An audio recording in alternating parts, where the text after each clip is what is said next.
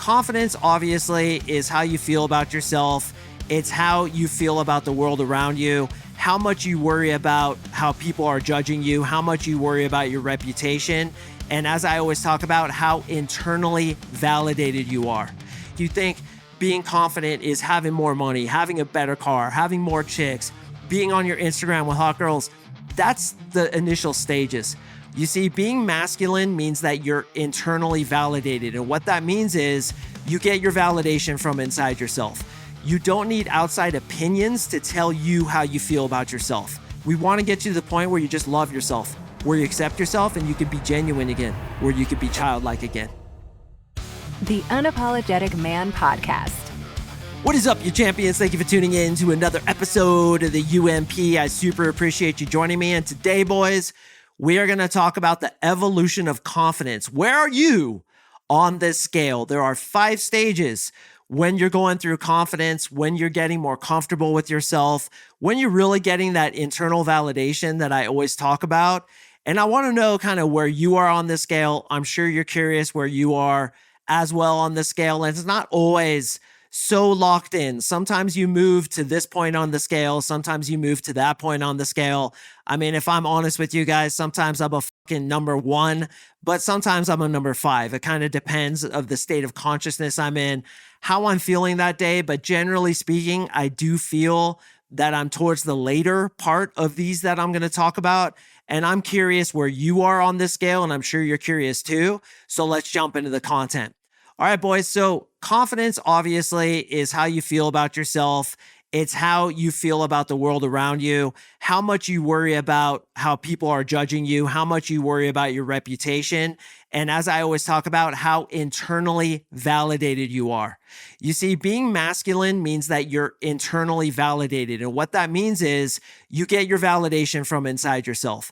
You don't need outside opinions to tell you how you feel about yourself. As I always talk about, a highly masculine man has filters in front of himself. So basically, somebody says something, it goes through multiple filters before it hits him. And then based on those filters, he judges whether or not he's going to accept that comment. So if a girl tells you, you are unattractive, how would that affect you? Would you just take it at base value? Or would you run it through your own filters first and say, nah, she's fucking full of shit. I am attractive. And that's the evolution of consciousness. Where are you on that scale? Are you dependent on outside or are you dependent on inside? So the first stage is that you are dependent on the outside. Your confidence is derived from how well you do, how much people compliment you, how many girls you get, how many trophies you have on the shelf, how many pats on the back and smacks on the ass you get on a day-to-day basis. That's where you're basing your sense of self-esteem. That's where you're basing your confidence. But obviously, it's unreliable and it's not what we want to do because it's unreliable. Women are externally validated, which means they like to get external validation. They like guys checking them out. They always check how many messages they get. They check how many likes they're getting on Instagram. They're very externally validated because that's feminine and that's okay for a woman. This is why women get dressed up, spend so much money on their hair, wear makeup, try to work out to be hotter. And frankly, as a man just like you, I appreciate it. Nothing is better than a hot girl or a girl who tries to make herself as physically attractive as possible. We fucking love it. In fact, boys, you may not know this. When you look at a hot girl, there's actually serotonin that's released in your brain. I don't know if that's the exact chemical. I'm going to obviously get some guys like, it's not serotonin, it's maxidiphiline. Whatever the fuck it is, it makes you feel good. That's why it's so hard not to look, right? You see a hot girl and you're like, don't look, man, don't look. And you're like, I looked and she caught me. Happens to all of us. It's because literally chemicals are released in your brain. So women are designed that way. They're supposed to be externally validated, but men, we're supposed to be internally validated. So if you're looking for people to tell you that you're good enough, if you're looking for outside evidence, you are essentially in the first stage of confidence, which is non-confidence because it's not from within yourself, it's from without yourself. And by the way, this is a big issue for really good looking guys because they're always getting checked out by chicks. People are telling them how handsome they are. So they start to get dependent on that And then when they lose it later in life, they have a real conundrum. They used to rely on their looks. They used to feel good about themselves because of their looks, but now they don't have that anymore. Their looks have deteriorated, and this will oftentimes be a big challenge for some guys, and maybe you're one of them.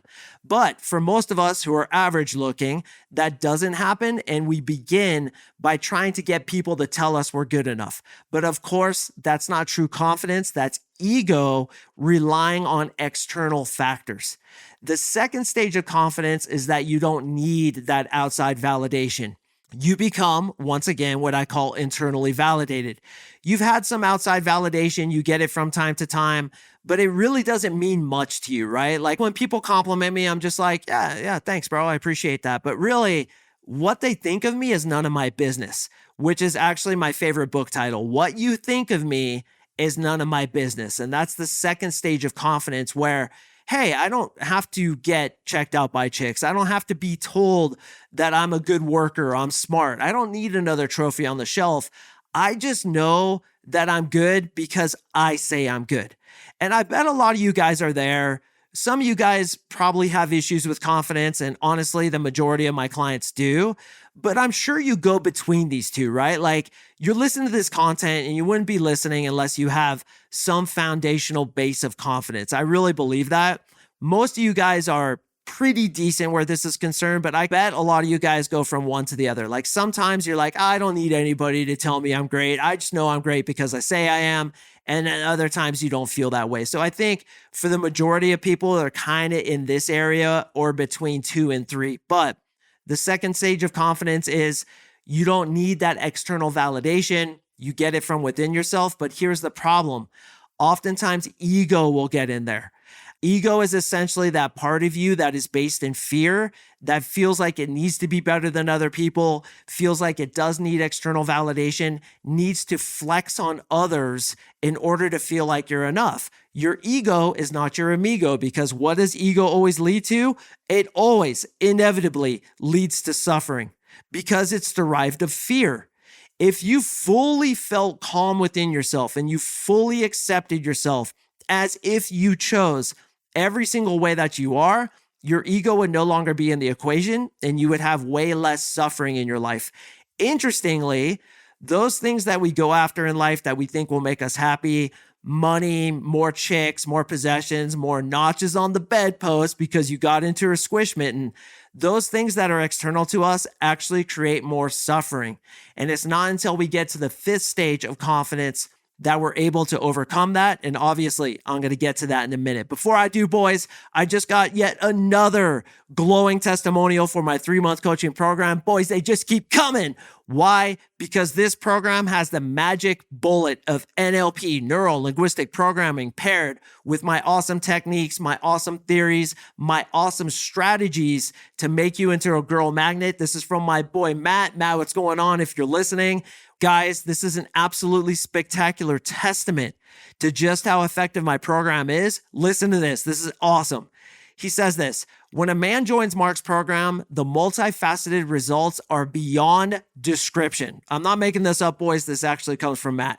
He says, joining this program was the best investment I have ever made in my life, which has catapulted me into new personal realms and dimensions I have never dreamed were attainable. God, this guy's a good writer. Refining myself as I was born has created mind-blowing success with women. It would take a book to describe what I'm experiencing. Yeah, Matt, get it in there, bro. Get into those squish mittens. The NLP that Mark embodies in his own life and incorporates in his 3-month coaching program has given me self-love, peace, self-acceptance, trauma elimination, and really badass new belief systems. I didn't think such an effective, all-encompassing healing and powerful modality even existed. This is one of the reasons that Mark's program is so successful. A man can learn all the pickup lines, he can listen to all the podcasts and all the strategies in the world, but if he doesn't create the inner game, and he's referring to NLP, women will see right through him. Thank you again, Mark. Much love, your friend, Matt. Thank you, Matt. I super appreciate that. Gentlemen, if you want those same results, I'm just letting you know, I'm not going to be around forever. A little hint for you there. If you want to work with me, where I will personally create your NLP protocol, where I will personally walk you through this life-changing experience that thousands of men have gone through and that we maintain a 95% client success rate, put your application in below. You and I are going to talk personally and see if I can do for you what I've done for so many other guys just like Matt. All right, boys, the third stage of the evolution of confidence is that you start to love the things you used to hate about yourself. The fat on your belly, the lack of hair on your head, the nose hairs coming out of your nose, the unibrow, your short stature, your weird BO, the fucking fact that you have a third nipple on your butt cheek, whatever it is, you need to accept it as if you chose it. And when you get to the point, the third point of true confidence, you do accept it as if you chose it. You begin to literally love those things that you hate about yourself. And don't get it twisted, boys. There is not a person out there who doesn't have something he'd prefer not to have about his physical appearance. Me, for example, I have a big nose. I have skinny wrists. I tend to get a little bit of belly fat, and especially on the sides, the old spare tire, the old muffin top. I fucking used to hate it, but I accept it as if I chose it because I know that when I do, other people will accept it too. And from my perspective, if you're willing to be open-minded, my perspective is those things that we hate about ourselves are chosen by us before we incarnate so we can overcome them, so that we can grow. Because ultimately, your body, this limited physical illusion that you incarnate to, is nothing but a tool for you to overcome it. When you no longer need the world or yourself to be different than what it is, you have achieved true mastery and you have achieved a higher level of confidence than most men ever will. So you look at those things that you hate about yourself and say, you know what? Because I have those things, let's take a short guy, for example. Because I'm short, I have had to persevere through so much trauma, through so much insults, through so much struggles in whatever capacity they came to me. Fucking A, man, that's made my soul strong. God damn, do I have perseverance. Man, I haven't ended it. I haven't given up. I'm still going. I'm still listening to this podcast. You, brother, yes, you listening, you're still in the fight. And that's something to be proud of. And that is the ultimate purpose of all this bullshit that we have to go through, including you choosing the body. And I personally believe that we chose the bodies we came into in order to overcome those limitations, in order to overcome those things that you hate about yourself. And what happens when you overcome the things you hate about yourself? You begin to love them. You accept them as if you chose them. You say, yep, I got the little bit of belly fat. Yep, I got the skinny legs. Yep, I got the varicose veins. Or for some of you, yep, I'm short, I'm bald, I'm fat, I'm ugly, I look like a chicken McNugget with tits. I'm old as dirt and I fart dust. And when I get up in the morning, it's like a popcorn machine, popping and cracking. And when a girl says, you're too old for me, you make a joke about it. Hey, young lady, I'm sure you could keep up with me. You seem pretty mature. Because you accept it. You're like, yeah, man, I'm in my 40s, 50s, 60s, 70s. Or for some of you guys, yeah, you're only in your 20s. Or you're in your 30s and you think that's too old. Or, oh, I'm in my 40s now, I'm getting too old. Whatever the bullshit is that you're telling yourself, you need to accept it. You 40-year-olds, yeah, man, 40's fucking sexy. I can yank girls still in their 20s, but I'm still experienced and I have way more life wisdom than she has. You guys who are in your 50s, 60s, 70s, look how much experience you have. You could tuck that little girl under your wing. You guys in your 20s, man, you can bone all day. I was talking to my friend about this. She recently had sex with a dude in his mid-20s, and she's like, God damn, that dude could just go and go. And I'm like, yeah, that's the cool thing about being in your 20s. You just have stamina. There's always an advantage to your current situation, and you need to focus on that rather than constantly focusing on what you don't have, what you aren't, how you're not tall enough, ripped enough, rich enough, whatever the excuse is. You chose your current life situation to overcome it. And when you know that, you accept it as if you chose it. Because in my belief system, you did choose it. All right, guys. And now we get into the fourth stage of the evolution of consciousness. And I feel like I flirt between this and the third stage. I don't feel like I'm completely in the fifth stage yet, but hopefully I'll be there soon. But the fourth stage is you stop trying to change others. You stop judging others. You accept everything exactly the way it is. Do you know how to become free of all the suffering of the world?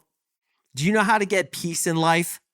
You accept the world exactly as it is, and you don't even need to change it anymore. You actually like it. You actually see the benefit of it being this way. You see the benefit of the ego.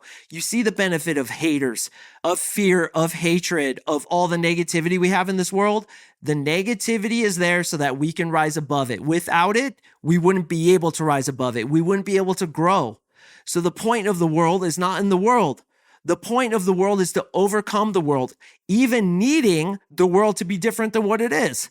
Now, am I always there? No, man. Sometimes when I'm in traffic or when I get a hater leaving me hate comments or somebody leaving me death threats, which recently came on Instagram, that shit affects me. I'm not going to lie. I'm not like that Buddha level, Jesus level enlightenment yet. But when you get to the point of like true confidence, you're just okay with things. You just become mellow. And even the people who annoy you, you're like, look, it takes all kinds to make a world. That's what I always tell myself, right? It takes all kinds of people to make a world. If we were all the same, if everybody was exactly like you, that'd be fucking boring. And if you're the kind of guy who judges others, needs other people to be different, needs other people to share the same opinion you do, like the super right-leaning person or the super left-leaning person, them screaming at each other over a fence line or at a public demonstration, it's like you know where that person is in their consciousness because they need everybody to think like they do. And ultimately, when you need somebody to think like you do, you're insecure in your beliefs. If you're truly secure in your beliefs, you're like, yeah, man, think whatever you want, do whatever you want. I'm here with it. I can actually kind of see your perspective. I can be open-minded to that. And that's confidence because you're not needing to be ensconced, needing to be right. What is needing to be right? It's ego. I want to win this argument. And sometimes I'll do so with violence. A lot of the wars that we've had throughout history were because of one ego battling against another. No, I'm right. No, I'm right. Let's go to war and get these young men killed on politics they don't even understand. It's absolute absurdity. Oftentimes, war is derived out of ego. I could even make the argument that it's always derived out of ego. You don't need the world to be different than what it is. You accept what is. No matter what comes to you, you accept it as if you chose it. There's a story of a Zen master in Japan that I really like. And it's a short story, so just stick with me. I know we're about 20 minutes in, but listen to this. This is really interesting. So there's a Zen master living in a Japanese village, and the girl next door got pregnant. And when she had the baby, the parents freaked out and said, dude, who impregnated you? And she lied, and she said it was the Zen master next door. So the parents angrily went to his door, knocked on it. He opened it, and they're like, you created this baby. Here, it's yours. And all he said in Japanese was "Soka," which means, is that so? So he takes the baby, he raises it, he loves it, he accepts the situation as if he chose it. Well, his reputation was totally ruined, right? Nobody came to him for advice. Everybody snickered behind his back. They're like, man, what a piece of shit. He impregnated this young girl, didn't tell anybody about it, had the baby, and now he's having to take care of the baby. Man, that guy's a fraud. This guy's no Zen master. He's a piece of shit. So several months later, the girl admits that it wasn't the Zen master who impregnated her, but it was the dude at the fish market, the dude slinging salmon and tuna. So the parents are like really embarrassed. They go to the Zen master and they're like, oh, we're so sorry, but we need to take the baby back. And he's like, "Soka," which in Japanese means, is that so? Okay, here's the baby back. So then his reputation goes through the roof. He's got a line around the goddamn block of people who want to work with him. But you see, with him, he accepts whatever comes to him woven in the pattern of his destiny, which is an old saying by Marcus Aurelius. Accept what you have, because if it comes to you, it has a purpose. So he always accepts without question what it is that comes to him. Now, of course, this is a super extreme example, right? Like none of us, including me, are on that level. But it's kind of like this, and this is the way I look at it as a better, more relatable moral to this story, which is if something comes to you, you should probably accept it because it was attracted to you for a reason. Either it was attracted to you because you need to overcome it, or it was attracted to you because you're doing something ignorant, but you look at it and you accept it without resistance. And this is the concept of non-resistance, which I actually teach in my coaching. I don't get into it in the podcast, but it's a really deep psychological technique to overcome the difficulty of getting better with women. The essence of non-resistance is this is coming to me to benefit me so that I can grow and learn and become a better man. Thus, and this is how I reframe it in my coaching, I can become more attractive to women. So one of the stages of confidence is you don't need the world to be different than what it is. You accept those situations that come to you. And boys, I've had a rough go just as you have. I'm not going to fucking lament on it, but believe me, I've been through some terrible shit. I like who I am today, man. I really, really love myself. And that's the point I want you guys to get to as well. And you get there by using each situation as a leverage point to grow from. Because if it came to you for a reason. So don't resist it, use it. And that, in my opinion, is the fourth stage of the evolution of consciousness, which is I accept the world as it is. I accept others as they are. I'm not judging them. They are what they are. I'm going to use this to benefit me, but more importantly, grow my soul. And the fifth level of the evolution of consciousness is that you're purely genuine. There's no self-monitoring. There's no weirdness. You're just who you are. And what's interesting is you become like a child again.